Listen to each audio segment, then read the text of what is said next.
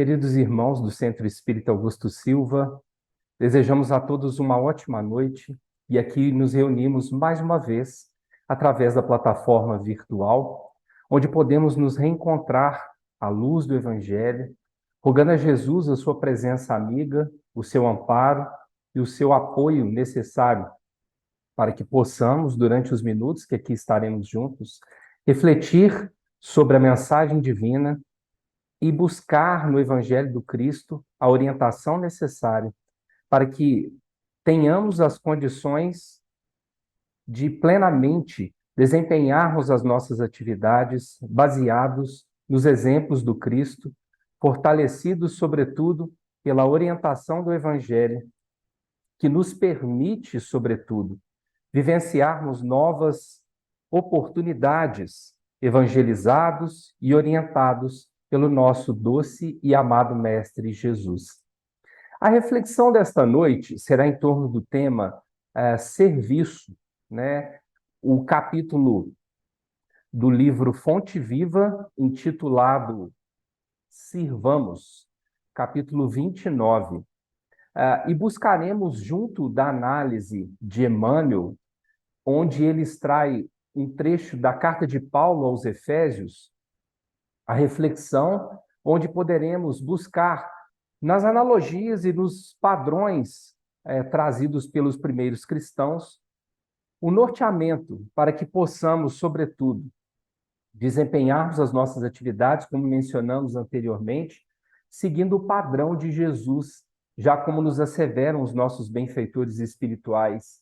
Jesus, na condição do nosso guia e modelo para a humanidade, deveremos buscar nos exemplos do Cristo a orientação para vivermos aqui na Terra, vivermos encarnados, apoiando-nos uns aos outros.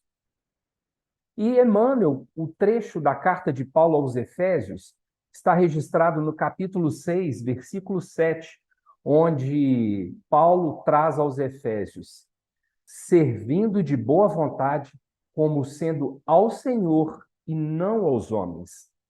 E é interessante nós tentarmos dividir um pouco da reflexão, inicialmente, do que seria o servindo de boa vontade, e depois buscarmos também o que seria servirmos ao Senhor e não aos homens. Para que busquemos, então, nessa reflexão, o roteiro seguro em transformarmos a nossa caminhada pautados no exemplo do Cristo. Primeiro, pensarmos na ideia de servir e, sobretudo, relembrarmos o contexto histórico um pouco, se assim podemos dizer. Lembramos que existia aquela época, né, o poderio romano subjugando os judeus e a reflexão do processo de escravização e, sobretudo, também do quanto era penoso o trabalho braçal naquela época, fazia, e até os dias de hoje, muitas das vezes, trazemos algumas reflexões muito pautadas na personalidade, no ego e, sobretudo, nas nossas relações materiais. Mas nós vamos tentar aqui, durante os minutos que aqui estaremos juntos, espiritualizar a nossa experiência relacionada ao serviço e ao trabalho. Mas antes disso, nós vamos pegar um outro trecho da carta de Paulo aos Efésios, que é logo no versículo seguinte, no versículo 8, onde Paulo traz o seguinte: cientes que cada um em qualquer lugar, fazendo o bem, isto receberá do Senhor, ou seja, escravo ou livre. Aqui Paulo já começa a descortinar para nós um novo padrão vibracional, um novo padrão mental, até mesmo, se assim podemos refletir. Cientes de que cada um, em qualquer lugar, fazendo o bem, isto é, né, receberemos do Senhor, seja escravo ou livre. Aqui é uma proposta de fazermos o bem diante de condição qualquer que estejamos, escravo ou livre. E aí essa escravidão ou liberdade está relacionada tanto às nossas condições materiais, sociais, mas, sobretudo, à nossa condição espiritual, ou seja, a nossa maturidade espiritual para refletirmos sobre o que temos feito diante das oportunidades que horas nos apresentam e como nós estamos desempenhando as nossas tarefas no nosso posto de serviço. Se estamos escravizados diante das questões da personalidade, do ego e da matéria, como nós falamos, ou se estamos gozando da liberdade na condição da maturidade espiritual, mesmo que estejamos, por exemplo, numa condição subalterna, num posto hierárquico do nosso trabalho material. Então, é importante nós tentarmos fazer um pouco mais essa distinção. E para nos ajudar nesse processo, nós vamos recorrer a algumas questões, a duas questões do livro dos Espíritos, onde Kardec e os Espíritos nos fazem entender um pouco mais sobre a nossa relação com o trabalho. Primeiro, como nós falamos, a nossa dimensão relacionada ao trabalho, talvez ela esteja muito ancorada ou apoiada na origem etimológica da palavra, né? Que a palavra trabalho, uma palavra originária do latim, de um instrumento, né, tripalium, que era utilizado para o trato com os animais, mas que nas épocas primárias, aonde nós ainda buscávamos impor a nossa vontade social, condição humana ao nosso irmão, muito através da força, ao processo de subjugação das relações trabalhistas, ainda no processo de escravização, muitas das vezes. E aí origina-se a ideia da palavra trabalho como sendo algo penoso, ruim, algo extremamente difícil aos nossos olhos, ainda numa condição de infantilidade espiritual. Mas é importante mencionarmos que Jesus ele já começa a trazer essa relação de trabalho para um novo padrão vibracional e mental, quando ele fala que meu pai trabalha até hoje, eu trabalho também. Quando ele assume a condição de trabalhador na carpintaria junto com seu pai, e os outros diversos exemplos de trabalho que ele traz também no processo, sobretudo, de evangelização das almas. E aí vamos lá, então, para a questão 674, né, do Livro dos Espíritos, onde Kardec pergunta: a necessidade do trabalho é uma lei da natureza? Então, os espíritos respondem que o trabalho é uma lei da natureza e, por isso mesmo, é uma necessidade. Então, o trabalho é uma lei da natureza, é uma das leis divinas gravadas na nossa consciência e que nos impulsiona ao progresso. E aí nós percebemos lá na obra O Consolador, quando Emmanuel nos traz a reflexão de que as duas asas necessárias para progredirmos na escala evolutiva seria, do ponto de vista intelectual e moral, associada à ideia do trabalho, nós percebemos o quanto que, de fato, essa lei natural do trabalho nos ajuda, nos auxilia, né, na aquisição dessas duas asas para avançarmos, de fato, então, enquanto civilização, de avançarmos intelectualmente e também moralmente.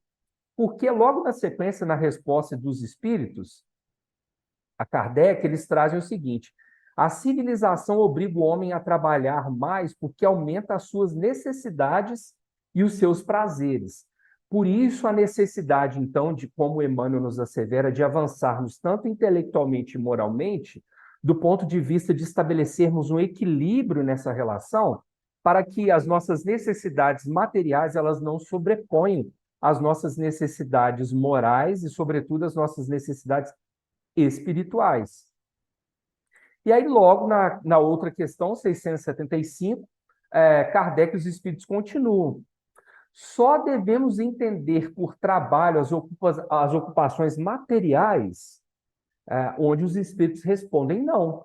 O espírito também trabalha como corpo. E aí, descortina, então, um novo padrão, de fato, para nós, relacionado ao conceito de trabalho, quando os espíritos nos falam que toda ocupação útil é trabalho. Então, toda ocupação útil é trabalho. Então, de fato, corrobora com a ideia, com um trecho lá da carta de Paulo aos Efésios, cientes de que cada um em qualquer lugar fazendo bem, isto receberá do Senhor, ou seja, escravo ou livre. E aí nós vamos aprofundar um pouco mais nessa reflexão com os trechos trazidos por Emmanuel no livro Fonte Viva, né, no capítulo 29, como nós falamos, intitulado Sirvamos. E Emmanuel começa nos trazendo a seguinte reflexão: se legislas, mas não aplicas a lei segundo os desígnios do Senhor, que considera as necessidades de todos, caminhas entre perigosos abismos, cavados por tuas criações indébitas, sem recolheres os benefícios de tua gloriosa missão na ordem coletiva. Interessante aqui nós observarmos o quanto que está vinculado às reflexões que nós trouxemos agora há pouco sobre essa necessidade de equilíbrio e, sobretudo, de nós pensarmos que a nossa relação com o serviço e com o trabalho está vinculada diretamente com o nosso processo de progresso espiritual, sobretudo. Então, nós precisamos de espiritualizar as nossas relações com as pessoas e, sobretudo, com o nosso contato social, para que nós tenhamos, então, de fato, esse equilíbrio das duas asas, tanto intelectual quanto moral.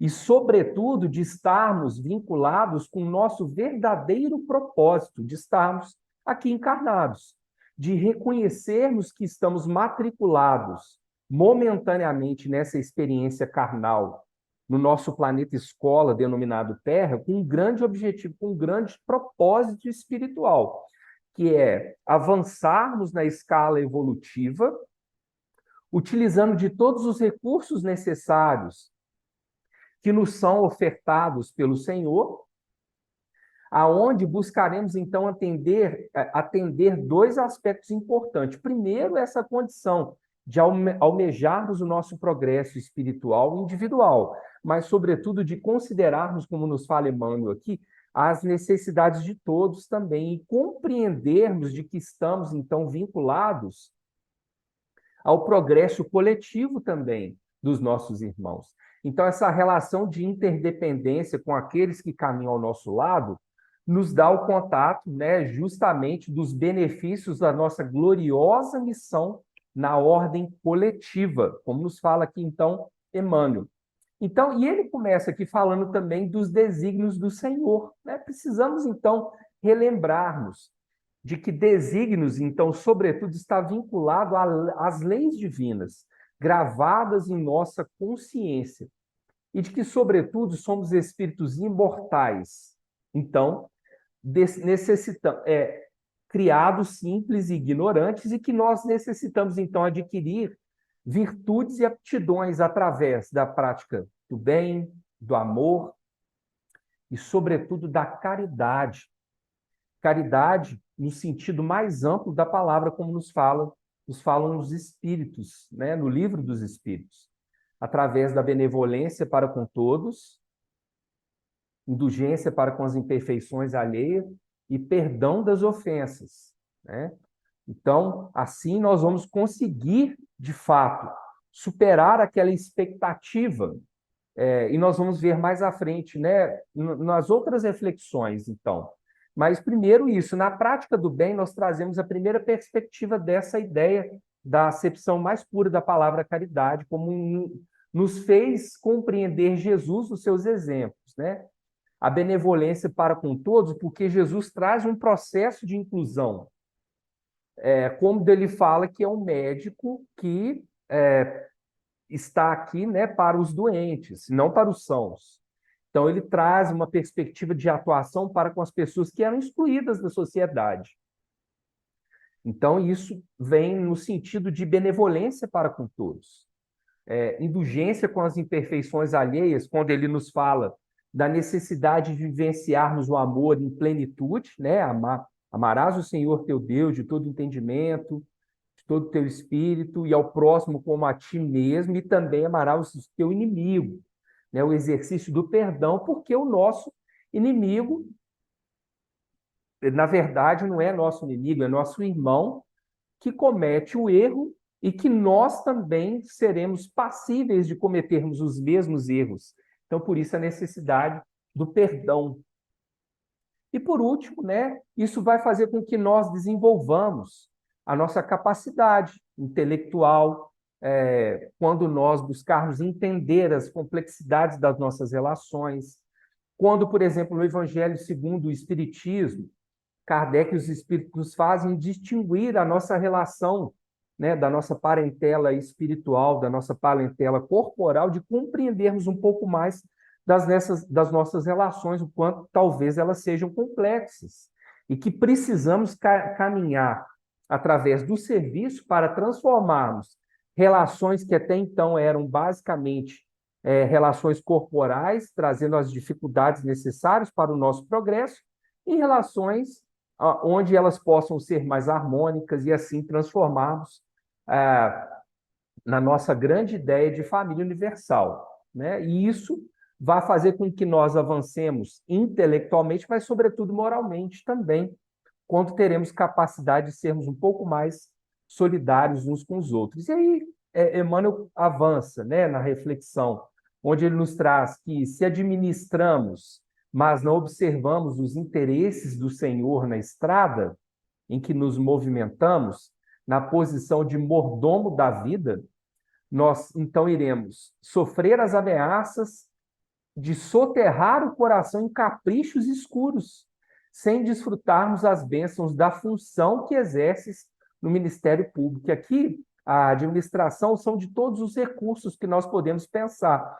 E aí fica bastante claro e evidente quando Jesus nos traz a parábola dos talentos. Se nós enterramos os nossos talentos, se administramos mal os recursos que nos são ofertados, levando para a ideia, né, dos nossos caprichos vinculados ao ego, às nossas relações materiais, fazendo com que o egoísmo ainda prevaleça no nosso processo reencarnatório, como nos fala Emmanuel no Evangelho segundo o Espiritismo, que é necessário extirparmos o egoísmo dos nossos corações, nós não estaremos atendendo os interesses do Senhor nas diversas estradas que iremos percorrer, nos diversos estágios reencarnatórios, como nos fala lá Emmanuel e os Espíritos no livro Obras Póstumas, onde ele compara os nossos estágios reencarnatórios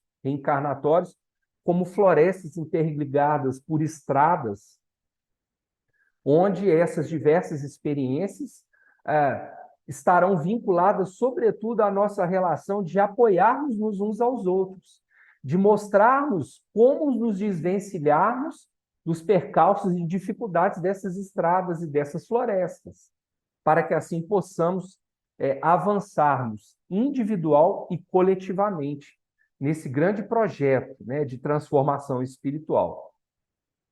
E aqui é interessante que Emmanuel nos fala sobre sermos mordomos da vida, né? E podemos, então, observar que Jesus, né, o nosso querido mestre, ele abriu uma nova perspectiva, né, para nós, seres humanos encarnados aqui na Terra, quando ele estabelece, então, um novo sistema de vida e de melhoria no nosso relacionamento uns com os outros. Primeiro, porque ele traz uma perspectiva de inclusão, né? Nós percebemos lá no Evangelho, os Evangelhos, o quanto a nossa sociedade ainda era patriarcal e machista.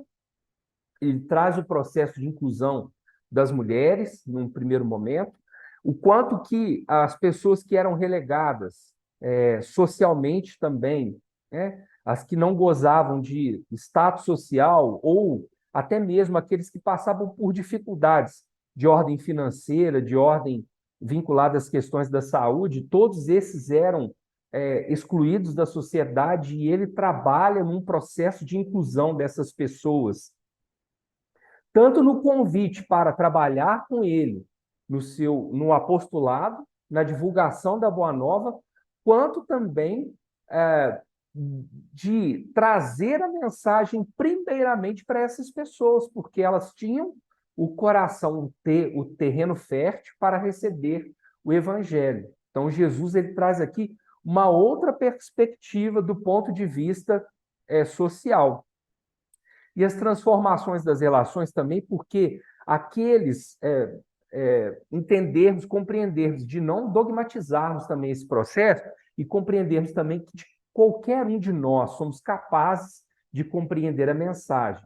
O que nós não podemos fazer é como nos fala Emmanuel, né, anteriormente, né, de sermos mordomos da vida, ou seja, de, por mais que tenhamos todos os recursos associados à ideia anterior, todos os talentos já despertos, teremos que colocar isso a serviço do nosso irmão, a serviço do próximo, para que assim possamos potencializar tudo aquilo que temos de melhor em nós, né? E aí vamos continuando com a reflexão lá do Emmanuel na obra Fonte Viva. Ele traz o seguinte: se julgas os semelhantes e não te inspiras no Senhor, que conhece todas as particularidades e circunstâncias dos processos em trânsito nos tribunais, vives na probabilidade de cair espetacularmente na mesma senda a que se acolhem quantos precipitadamente aprecies, sem retirares para o teu proveito os dons da sabedoria que a justiça conserva em tua inteligência. De compreendermos aqui, sobretudo com Emmanuel, de que o meu irmão, né, principalmente quando ele traz a parábola do bom samaritano, de que o meu irmão é o próximo que traz todas as perspectivas daquilo que eu preciso compreender para esse grande processo de serviço, mas, sobretudo, de distinguirmos, sobretudo, de que o meu irmão ele traz ali, na relação direta comigo, o espelho, né, necessário nessa relação de interdependência do processo de avançarmos espiritualmente, de que ele traz ali refletido quais são os elementos que eu preciso trabalhar em mim, na verdade. Isso fica mais claro quando nós lembramos que a justiça divina traz como perspectiva o grande elemento de transformação das nossas relações, que é o perdão. Quando os seus discípulos, né, os seus apóstolos, eles questionam quantas vezes seria necessário perdoar, né, o nosso, teoricamente, né, entre aspas, inimigo, na verdade, é o nosso irmão, 70 vezes, 7 vezes, Jesus demonstra aqui, então, um novo padrão de comportamento, mais uma vez, que nós ainda somos suscetíveis aos mesmos erros.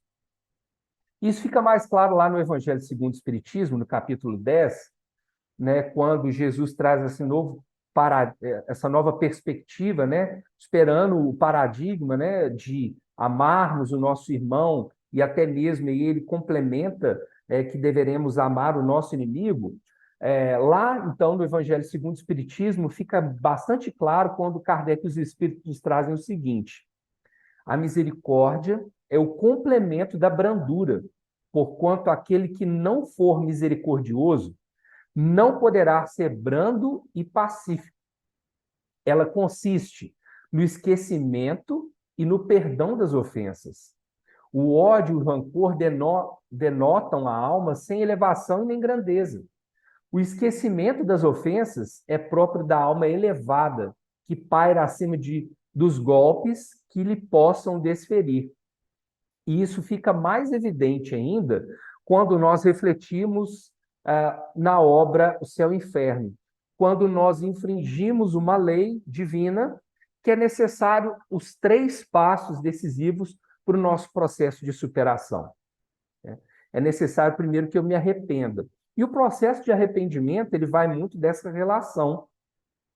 Eu só vou conseguir me arrepender de fato quando eu buscar esse auto-perdão. Então, se eu desenvolvo o processo de auto-perdão, né, no arrependimento daquilo que eu fiz de forma equivocada, eu começo, então, a caminhar para o processo de perdoar também o meu irmão. Depois eu vim para outra fase, o outro estágio, que é o processo de expiação quando eu registro no meu psiquismo, quando eu registro no meu perispírito todas as consequências do ato equivocado cometido e, consequentemente, eu trago aí uma nova perspectiva, um novo padrão vibracional e de entendimento. E aí nós caminhamos para o terceira fase decisiva desse estágio, que é reparar a falta cometida ao meu irmão. Então, eu começo, então, no processo do auto-perdão, eu faço o reajuste de contas na contabilidade divina, experimentando na minha vivência, num estágio encarnatório, um processo expiatório, e aí depois eu faço o processo de reparação, buscando, então, essa construção do perdão efetivo. Tudo isso ligado ao serviço, tudo isso ligado a de estar disposto para o meu irmão. E aí Emmanuel continua. Se trabalhas na cor ou no mármore, no verbo ou na melodia, sem traduzires em tuas obras a correção, o amor e a luz do Senhor, guardas a tremenda responsabilidade de quem estabelece imagens delituosas para consumo da mente popular, perdendo em vão a glória que te enriquece os sentimentos, de nós percebermos em qualquer posto de trabalho que estejamos, deveremos sempre ter como elemento a correção, o amor e a luz. A correção do reajuste, de corrigirmos o delito do passado através do exercício do amor incondicional. Primeiro, o auto-amor, através do auto-perdão, e, sobretudo, iluminando a nossa consciência com Jesus, iluminando a nossa consciência com os exemplos do Cristo, para que assim tenhamos condições de sermos fiéis testemunhas, de sermos instrumentos de Jesus aonde quer que estejamos, aonde quer que formos. E aí Emmanuel continua, né, na sua reflexão. Se foste chamado à obediência na estruturação de utilidades para o mundo, sem o espírito de compreensão com o Senhor, que ajudou as criaturas, amando-as, até o sacrifício pessoal. Então, se nós estamos aqui, conforme nos falam na questão 132 do Livro dos Espíritos, com um grande projeto espiritual de transformarmos o nosso atual estágio encarnatório, para que consigamos avançar na nossa escala evolutiva, e para isso estarmos suscetíveis a todas as vicissitudes, e que para uns isso enquadra-se numa condição de expiação, mas para outros eles enxergam como missão.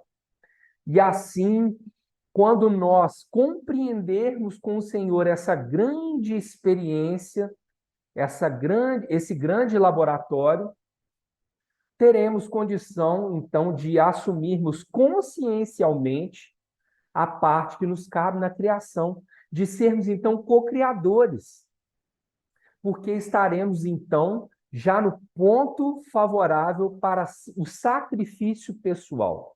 Quando Jesus nos fala que era necessário, então, renunciarmos a nós mesmos, tomarmos a nossa cruz e seguirmos com ele. O que Jesus quis dizer com isso, né? É de que era necessário, então, renunciarmos o ego, sobretudo aí, o egoísmo que ainda impera em nossos corações, tomarmos, então, a nossa cruz, o nosso caminho de ascensão espiritual e seguirmos com ele, nesse grande sacrifício, nesse grande laboratório, onde a nossa natureza, então, espiritual irá sobrepor a nossa natureza material para seguirmos, então, nesse processo de serviço com Jesus. Então, ele fala de que se nós dermos conta, né, desse processo, nós, então, não viveremos com os fantasmas da indisciplina, do desânimo, e teremos, então, a condição de buscarmos a claridade divina no talento que repousa em nossas mãos, de utilizarmos as nossas mãos como recurso valioso para seguirmos com Jesus.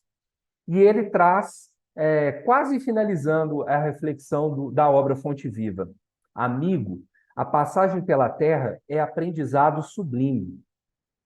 O trabalho é sempre o instrutor do aperfeiçoamento. Sirvamos sem prendermos a posição social, sem prendermos as ideias de castas vinculadas somente a ideia de um pequeno núcleo, né, temporário, para pensarmos numa ideia mais ampla da grande família universal. E ele conclui: em todos os lugares do Vale Humano, há recursos de ação e aprimoramento para quem deseja seguir adiante. Sirvamos, então, nos adverte Emmanuel, em qualquer parte, de boa vontade, como sendo ao Senhor e nós criaturas, e o Senhor nos conduzirá para os cimos da vida. Sirvamos, então, com Jesus. Lembramos aqui, então, que somos os trabalhadores da última hora, de que somos, então, convocados a servirmos, despojados das questões materiais, mas relembrando todos os recursos que nós temos à nossa disposição. E aí lembramos aqui, então, com Alta de Souza, que nós poderemos, então, utilizar as nossas mãos como esse grande instrumento de serviço. Alta de Souza, no livro, um dos seus sonetos, intitulado Mãos, ela traz para nós o seguinte, que as nossas mãos, então, são harpas de amor, tangendo de mansinho a música do bem, ditosa e bela. As mãos guardam a luz que te revela a mensagem de paz e de carinho. Não te afirmes inútil ou sozinho, na existência mais triste ou mais singela. Nas mãos, todo um tesouro se encastela, derramando-se em bênçãos no caminho. Ara, semeia, tece, afaga e ajuda. Mãos do trabalho são a prece muda, de nosso coração vencendo espaços. E aprendendo com Cristo, ante o futuro, tuas mãos, como servas do amor puro, são estrelas fugindo dos teus braços. Que as nossas mãos, então, queridos irmãos, possam ser, de fato, um instrumento para que sejamos servidores com Jesus e que assim possamos sermos instrumentos do Mestre aonde quer que formos, aonde quer que estejamos, na construção do reino de Deus em nossos corações, laborando incansavelmente com o Senhor. Muita paz a todos e até a próxima.